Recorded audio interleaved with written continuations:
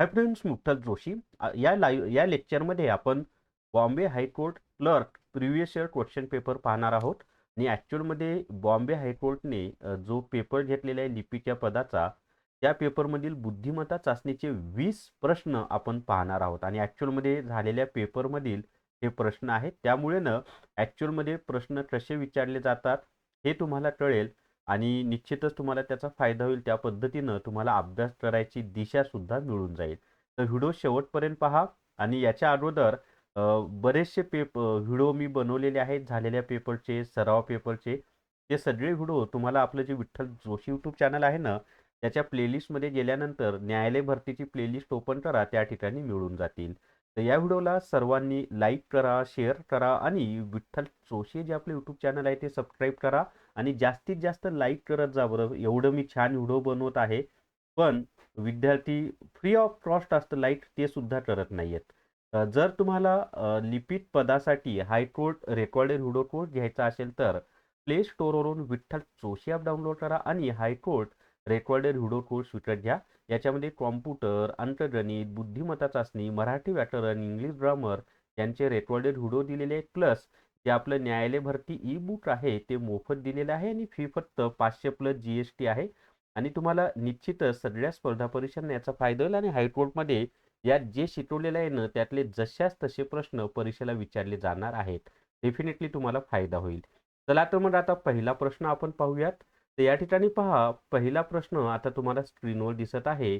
आणि प्रश्न आहे पहा, in a code language cab is written as 312. How can you write word mad. म्हणजे एका सांकेतिक भाषेमध्ये कॅब हा शब्द 312 असा लिहिला जातो, तर त्याच सांकेतिक भाषेमध्ये मॅड हा शब्द कसा लिहिला जाईल, असा तो प्रश्न आहे. आता या ठिकाणी एक लक्षात ठेवा की तेव्हा पेपर फक्त इंग्लिश भाषेमध्ये यायचा, पण यावर्षी तुम्हाला जो परीक्षेमध्ये पेपर येणार आहे ना, तो इंग्लिशमध्ये पण येणार आहे आणि मराठीमध्ये पण येणार आहे.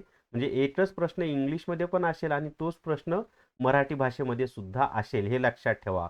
मग आता कॅप 312 काय संबंध आहे? आपण जर ABCD व्यवस्थित लिहिली आणि त्यांना खाली अक्षरं दिली, तर C 3 नंबरला येतो, A पहिल्या नंबरला येतो आणि B दुसऱ्या ठिकाणी येतो. म्हणजे अक्षर ज्या संख्येच्या ठिकाणी आलेला आहे त्या संख्या दिलेल्या आहेत. मग M कितव्या ठिकाणी येतो? 13व्या ठिकाणी. A कितव्या ठिकाणी येतो? पहिल्या. आणि D चौथ्या ठिकाणी. तर हेच तुमचं उत्तर आहे 1314 किंवा 1314. बी हे त्याचं उत्तर आहे. आणि अक्षर ज्या संख्येच्या ठिकाणी आलेले आहेत त्या संख्या आपल्याला या ठिकाणी दिलेल्या आहेत. त्याच्या पुढे पाहता पुढचा प्रश्न असा आहे, पुढचा प्रश्न आहे 3456, 4567, 5678 प्रश्नचिन्ह. आता हा समान संबंधाचा प्रश्न आहे बरं का. या स्वरूपाचा जो प्रश्न असेल आणि चौथं पद तुम्हाला विचारला असेल, तर पहिल्या 2 पदांचा संबंध लावायचा. पहिल्या 2 पदांचा जसा संबंध असेल तसा संबंध तिसऱ्या आणि चौथ्या पदाचा असतो. मग आता इथे पहा, 3 अधिक 1 4, 4 अधिक 1 5, 5 अधिक 1 6, 6 अधिक 1 7. एक एक मिसळलाय की नाही. मग तसंच 5 अधिक 1 6 येणार आहे, 6 अधिक 1 7, 7 अधिक 1 8 आणि 8 अधिक 1 9. 6789 हे आपलं उत्तर आहे. किती नंबरचं ऑप्शन आहे? डी हे त्याचं उत्तर आहे. 6789 हे त्याचं उत्तर आहे. समजते? चला त्याच्या पुढे आता नेक्स्ट प्रश्न पाहूयात आपण. पुढचा प्रश्न आहे पहा, काय प्रश्न आहे आपल्या या ठिकाणी? Meena is 24 year world today. म्हणजे मीनाचं आजचं वय किती आहे? 24 वर्षे. 8 इयर ॲड्रो म्हणजे 8 वर्षांपूर्वी. Anju was half the age of that of Meena. म्हणजे 8 वर्षांपूर्वी अंजूचं वय मीनाच्या त्यावेळेसच्या वयाच्या निम्म होतं. How old is Anju today. तर अंजूचं आजचं वय किती? आता या ठिकाणी पहा, मीनाचं आजचं वय 24 वर्ष आहे. मग 8 वर्षांपूर्वी मीनाचं वय किती होणार आहे? 24 वजा 8 जर केलं तर 16 वर्षे होणार आहे. पण जेव्हा मीना 16 वर्षाची होती तेव्हा 8 वर्षांपूर्वी, तेव्हा अंजूचं वय या मीनाच्या वयाचे अर्ध होतं. म्हणजे अंजूचं वय किती झालं? 8 वर्ष झालं. पण कधीचं? 8 वर्षांपूर्वीचं. मग अंजू जर 8 वर्षांपूर्वी 8 वर्षाची होती, तर आजचं वय किती होणार आहे? 8 अधिक 8 किती आलं ते? 16 वर्षे होणार आहे. म्हणजे किती ऑप्शन आहे? सी हे त्याचं उत्तर आहे. किंवा अजून तुम्हाला सांगतो, बरं हे लक्षात आलंय ना, 16 हे तुमचं उत्तर आहे. अंजूचं आजचं वय किती आहे? 16 वर्षे आहे. त्याच्या पुढचा प्रश्न आहे पहा, A big box contains 8 boxes, each containing 6 boxes. Tell how many total boxes are there. म्हणजे काय, एक मोठा बॉक्स आहे, त्याच्यामध्ये आतमध्ये 8 बॉक्सेस आहेत आणि त्या 8 बॉक्समध्ये प्रत्येकी 6 बॉक्स आहेत. ते एकूण किती बॉक्स आहेत? आता इथं काय होतं माहिती आहे का, मुलं काय करतात, 8 गुणिले 6 बरोबर 48 हेच उत्तर देतात, पण ते चुकीचं आहे. कारण हे 8 आणि 6 यांचा गुणाकार 48 हे आतमधल्या 2 बॉक्सचं झालं. एक मोठा बॉक्स आहे की नाही, ज्याच्यामध्ये हे सगळे 48 बॉक्स आहेत. मग 48 अधिक 1 किती झालेले आहेत? 49. किती नंबरचं ऑप्शन आहे? डी हे त्याचं उत्तर आहे. 49 हे त्याचं उत्तर आहे. चला 75 नंबरचा प्रश्न पाहूयात आपण आता. पुढचा प्रश्न आहे पहा. First word in the dictionary from the following is. आता डिक्शनरीमध्ये सुरुवातीला कोणता शब्द येईल हे काढण्यासाठी काय करायचं, ए ते झेड पर्यंतचा क्रम आपल्याला सर्वांना माहिती आहे की नाही, त्याचप्रमाणे अक्षर येत असतात. मग या चारही पर्यायामध्ये A double S, A double S, A double S, A double S आहे. मग आता जे चौथं अक्षर आहे, इथं ई आहे, इथं आय आहे, आय आहे, आय आहे. मग ए पासून झेड पर्यंत ई अगोदर येतं की नाही, मग तेच अक्षर अगोदर येणार आहे. ए हे त्याचं उत्तर आहे. समजले? A double A C T S, assets हे त्याचं उत्तर आहे. अजून 15 प्रश्न आपल्याला पाहायचे आहेत मित्रांनो. पण जर तुम्हाला हायकोर्ट क्लर्क टेस्ट सिरीज घ्यायची असेल तर प्ले स्टोअरवरून विठ्ठल जोशी ॲप डाउनलोड करा आणि हायकोर्ट क्लर्क टेस्ट सिरीज विकत घ्या. याच्यामध्ये 10 फुल टेस्ट तुम्हाला मिळणार आहेत आणि टॉपिक वाईज टेस्ट आत्तापर्यंत 215 अपलोड झालेले आहेत. अजूनही त्या भरपूर अपलोड होणार आहेत. खूप फायदा होईल तुम्हाला सरावासाठी बरं का, पण सरावासाठी याचा तुम्हाला फायदा होणार आहे. चला आता त्याच्या पुढचा प्रश्न पाहूयात आपण. 76 नंबरचा प्रश्न आता तुम्हाला स्क्रीनवर दिसेल पहा. या व्हिडिओमधला 6वा प्रश्न, पण या पेपरमधील 76 नंबरचा प्रश्न आहे आणि हा पेपर 2019 मध्ये झालेला आहे बरं का. औरंगाबाद जे खंडपीठ आहे त्या खंडपीठासाठी लिपिकसाठी झालेला पेपर आहे. Which of the following words cannot be form by the promise. म्हणजे प्रॉमिस या शब्दापासून खालीलपैकी कोणता शब्द तयार होऊ शकणार नाही. आता इथं पहा, सर हा शब्द होईल कारण येस आहे, आय आहे, आर आहे. रोम हा सुद्धा शब्द होईल कारण आर ओ एम ई आहे शब्द. Semi, S E M I, S E M I हा पण होणार आहे. पण इथं प्रू मध्ये व्ही हा अक्षर आहे, या दिलेल्या याच्यामध्ये व्ही आहे का नाही, म्हणजे प्रू हा शब्दच तयार होऊ शकणार नाही. डी हे तुमचं उत्तर आहे. सोपं होतं की नाही? चला त्याच्या पुढे आता 77 नंबरचा प्रश्न पाहूयात. प्रश्न आहे पहा, इफ टुडे इज फ्रायडे, म्हणजे जर आज शुक्रवार असेल, what will be the day after 94 days. म्हणजे जर आज शुक्रवार असेल तर 94 दिवसानंतर कोणता दिवस असेल. आता या स्वरूपाचे प्रश्न कसे सोडवायचे माहिती आहे का, जेवढे दिवस दिलेत ना त्याला 7ने भाग द्यायचा. का 7ने भाग द्यायचा? कारण 7 दिवसानंतर परत तोच दिवस येत असतो, म्हणून 7ने भाग द्यायचा. जर निशेष भाग गेला, निषेध भाग म्हणजे काय, बाकी शून्य. जर निषेध भाग गेला तर दिलेला दिवसच उत्तर असतो.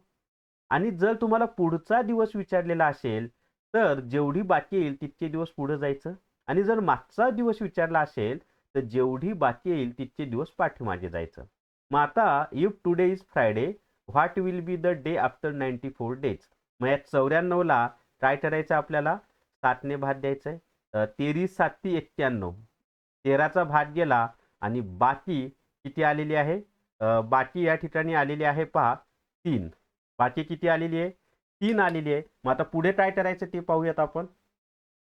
मग आता पुढे काय करायचं माहिती आहे का, बाकी किती आली आपली, 3 आली की नाही. मग या फ्रायडे पासून 3 दिवस पुढे जायचंय, शनिवार, रविवार आणि सोमवार. तर मंडे हे तुमचं उत्तर येणार आहे. ए हे उत्तर आहे मंडे. सोपं होतं की नाही?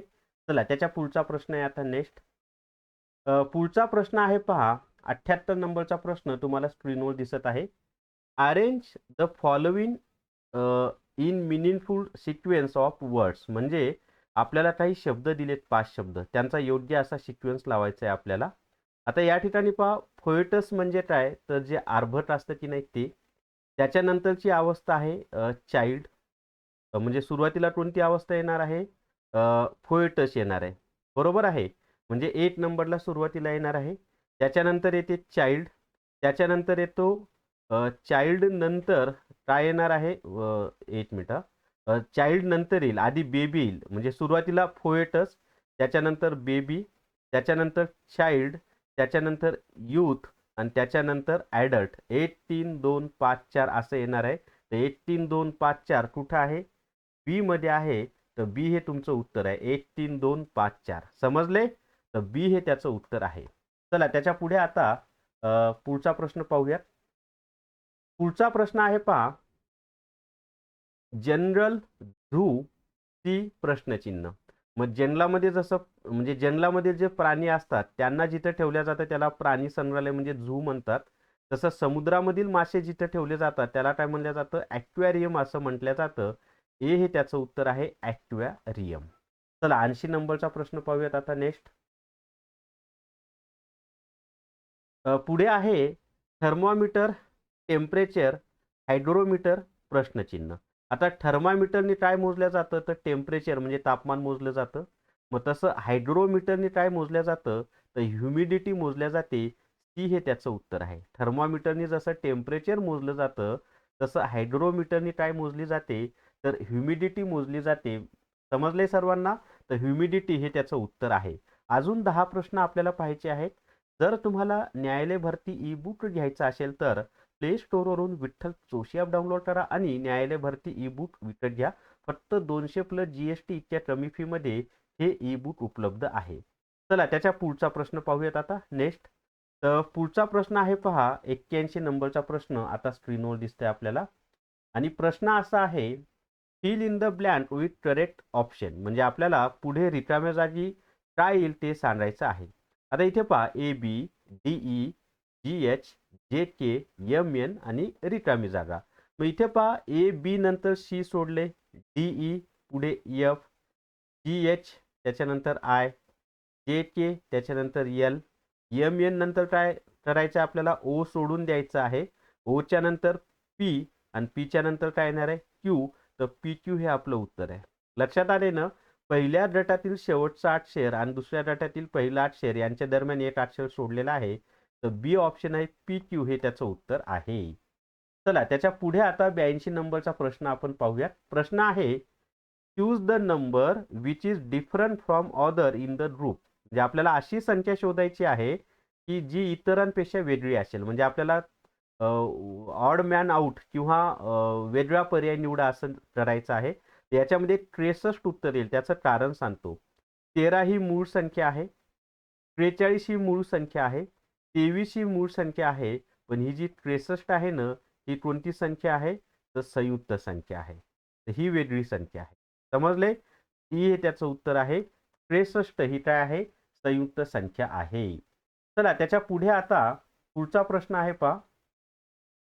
Pointing to a girl Rajesh said. म्हणजे एका मुलीकडे पाहून राजेश म्हणाला, ती is my mother's only daughter. ती माझ्या आईची एकुलती एक मुलगी आहे. What is the relation of girl to Rajesh. तर त्या मुलीचं राजेशशी नातं काय? आता राजेशच्या आईची एकुलती एक मुलगी, राजेशची कोण असणार आहे? बहीण असणार आहे. तर सिस्टर हे त्याचं उत्तर आहे. बी त्याचं उत्तर आहे सिस्टर. नातेसंबंधावरचा प्रश्न होता. पण पहा तसे ॲक्च्युअलमध्ये तसे प्रश्न आणि ॲक्च्युअलमध्ये झालेल्या पेपरमधील प्रश्न आहेत बरं का. मी काढलेला पेपर नाही. Find odd man out. परत आपल्याला वेगळा पर्याय काढायचा आहे. लॅडर, स्टेअरकेस, ब्रिज आणि एक्स्ट्रेलेटर. आता हे जे एक्स्ट्रेलेटर, स्टेअरकेस आणि लॅडर ह्या पायऱ्या आहेत की नाही, पण ब्रिज ही पायरी आहे का नाही? तर हेच वेगळं आहे. सी हे त्याचं उत्तर आहे ब्रिज. त्याच्या पुढे 85 नंबरचा प्रश्न आता स्क्रीनवर दिसत आहे. आणि व्हिडिओला सर्वांनी लाईक करा, शेअर करा. विठ्ठल जोशी आपलं यूट्यूब चॅनल सबस्क्राईब करा. तसंच विठ्ठल जोशी टेलिग्राम चॅनल सुद्धा जॉईन करा. In the class of 60 students, Rohan is 38 from the bottom. What is the Rohan ranks from the top. आता या ठिकाणी पहा काय एका रांगेमध्ये ना 60 काय आहेत? स्टुडंट आहेत. त्यापैकी रोहनचा खालून कितवा क्रमांक आहे? 38वा आहे. तर वरून कितवा क्रमांक असेल? तर अशा उदाहरणांमध्ये काय करायचं माहिती आहे का? खालून 38वा क्रमांक आहे की नाही, मग सर्वात आधी एकूण संख्येतून ही 38 वजा करा. 60 वजा 38 हे जर आपण केलं तर 10 मधून 8 गेले राहिले 2, इथं झाले 4, 6 मधून 4 गेले राहिले 2, किती राहिले? 22. म्हणजे त्याच्या समोर म्हणजे वरून त्याच्या समोर किती जण आहेत? 22 जण. मग हे जी वजाबाकी आली ना त्याच्यामध्ये अजून एक मिळवायचा. त्याच्या समोर जर 22 जण असतील तर त्याचा समोरून कितवा क्रमांक असणार आहे? 23वा क्रमांक असणार आहे. तर 23 हे तुमचं उत्तर आहे. किती नंबरचं ऑप्शन आहे? डी हे तुमचं उत्तर आहे. 23 हे तुमचं उत्तर आहे. अजूनही आपल्याला 5 प्रश्न पाहिजेत मित्रांनो. पण जर तुम्हाला हायकोर्ट पिऊन टेस्ट सिरीज घ्यायची असेल तर प्ले स्टोअरवरून विठ्ठल जोशी ॲप डाउनलोड करा आणि हायकोर्ट पिऊन टेस्ट सिरीज विकत घ्या. आता पहा 86 नंबरचा प्रश्न तुम्हाला स्क्रीनवर दिसेल आणि प्रश्न आहे 86 नंबरचा प्रश्न आहे a speech delivered without any preparation is called. म्हणजे कोणतीही तयारी न करता दिलेलं जे भाषण असतं त्याला काय म्हटलं जातं? तर त्याला काय म्हटलं जातं माहिती आहे का? एक्स्टेम्पोर असं म्हटलं जातं. सी हे त्याचं उत्तर आहे. कोणतीही तयारी न करता दिलेलं भाषण म्हणजे एक्स्टेम्पोर. त्याच्या पुढे पहा आता देर आर 21 चिकू ट्रीज इन अ रो. म्हणजे एका रांगेमध्ये एकूण 21 चिकूची झाडं आहेत. The distance between two tree is 3 meters. दोन झाडांमधील अंतर 3 मीटर आहे. What is the distance between first and last tree. तर पहिल्या आणि शेवटच्या झाडामधील अंतर किती? म्हणजे चिकूची एकूण 21 झाडं आहेत आणि दोन झाडांमधील अंतर 3 मीटर आहे. तर पहिल्या व शेवटच्या झाडामधील अंतर किती? आता या स्वरूपाचं उदाहरण कसं सोडवायचं माहिती आहे का? जी एकूण संख्या दिली ना त्याच्यातून एक मायनस करायचा. मग 21 मधून 1 गेला तर राहिले किती? 20. आणि मग त्याला गुणिले दोन झाडांमधील अंतर ते किती आहे? 3. मग 20 गुणिले 3 केलं तर उत्तर काय आलंय? 60 मीटर हे आपलं उत्तर आहे. किती नंबरचं ऑप्शन आहे? बी हे त्याचं उत्तर आहे 60 मीटर. लक्षात आले ना? या स्वरूपाचा प्रश्न असेल तर एकूण झाडांमधून एक संख्या वजा करायची आणि मग त्याला गुणिले दोन झाडांमधील अंतर केलं की तुमचं उत्तर येऊन जातं. फाइंड आउट मॅन आउट म्हणजे परत एकदा वेगळा पर्याय निवडा. तर मिल्क, एग, ऊल आणि ऊड याच्यामध्ये ऊड उत्तर येईल. कारण हे जे मिल्क, एग आणि ऊल आहेत हे प्राण्यांपासून मिळतात, परंतु हे जे ऊड आहे हे वनस्पतीपासून मिळतं. त्याच्यानंतर 89 नंबरचा प्रश्न पाहता. Why do naphthalene balls kept. Naphthalene ball म्हणजे आपली डाबल डोळी असते की नाही पांढऱ्या रंगाची, जी आपण घरात कपड्यांमध्ये किंवा टॉयलेटमध्ये ठेवतो ती. Naphthalene balls kept in a ट्रबबोर्ड grow smaller as time passes. म्हणजे आपण ट्रबबोर्डमध्ये ठेवलेल्या ज्या डाबर डोळ्या असतात त्या काही कालावधीनंतर छोट्या झालेल्या का दिसतात? तर त्याचं उत्तर आहे बिकॉज ऑफ सब्लिमेशन. आता सब्लिमेशन म्हणजे काय माहिती आहे का? की स्थायू पदार्थांना उष्णता दिल्यानंतर म्हणजे त्याचं काय होतं? द्रव स्थितीत रूपांतर होतं. ॲक्च्युली नियम असा आहे, परंतु काही स्थायू असे आहेत की त्यांना उष्णता दिल्यानंतर द्रव स्थितीमध्ये रूपांतर न होता थेट वायू स्थितीमध्ये रूपांतर होतं. त्याला आपण सब्लिमेशन असं म्हणतो. तर सब्लिमेशनमुळे ते बारीक होतात. समजते? आणि आजूबाजूच्या तापमानामुळं ते त्याचं वाफेमध्ये रूपांतर होतं. त्याच्या पुढे पहा आता संख्यामालेवरचा प्रश्न आहे. 1, 4, 9, 16, 25. आता 1चा वर्ग 1, 2चा वर्ग 4, 3चा वर्ग 9, 4चा वर्ग 16, 5चा वर्ग 25, मग 6चा वर्ग किती असणार आहे? 36. तर 36 हे आपलं उत्तर आहे. तर आपण ना आता 20 प्रश्न पाहिलेत पहा मित्रांनो. जर तुम्हाला हायकोर्ट रेकॉर्डेड व्हिडिओ कोर्स घ्यायचा असेल तर प्ले स्टोअरवरून विठ्ठल जोशी ॲप डाउनलोड करा आणि हायकोर्ट रेकॉर्डेड व्हिडिओ कोर्स विकत घ्या. फक्त 500 प्लस GST च्या कमी फीमध्ये हा कोर्स उपलब्ध आहे आणि निश्चितच तुम्हाला याचा फायदा होणार आहे. तर या व्हिडिओमध्ये एवढीच माहिती. या व्हिडिओला सर्वांनी लाईक करा, शेअर करा आणि विठ्ठल जोशी जे आपलं यूट्यूब चॅनल आहे ते सबस्क्राईब करा. थांबूयात. Thank you very much.